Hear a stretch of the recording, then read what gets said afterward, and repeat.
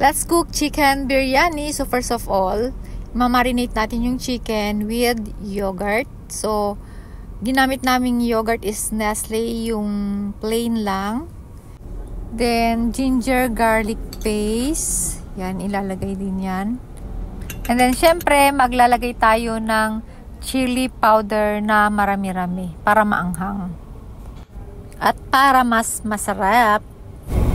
And then ito yung garam masala, so complete na siya for the aroma and taste of our chicken biryani na lulutuin. So yan yung laman nung garam masala, isang pack na yung kompleto na sa loob niyan. So you will use this one for the biryani masala. Biryani masala. You will fry that one? Okay. So yun guys, start na tayong mag-fry ng onion. And then after nung onion, ilalagay na yung garam masala. And then, dalawa yung gamit namin dyan na pressure cooker guys. Kasi maliit lang sila, maliit, hindi magkakasya. And then, ginagamit nila yung pressure cooker para daw mas masarap. Of the onion will go. Turmeric. Yeah, even this one or in turmeric both? Ah yeah, that one is ginger, right? Yeah, this is ginger garlic. The turmeric is for the color. No? Yeah, also for deep frying the onion. Ah, okay. Mag-ano siya?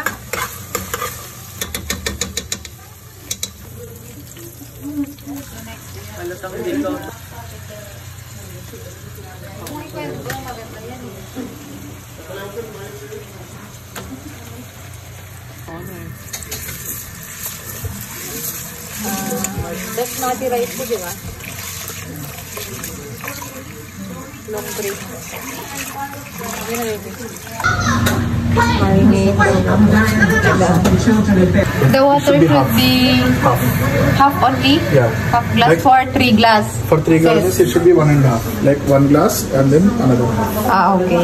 So if you're keeping 1 glass of rice, it should be only half glass of water. Because there will be water in the chicken, right? Okay, so for 3 glasses, 1 and then half and a half glass also. Yan. That's it. Okay, 1 and a half.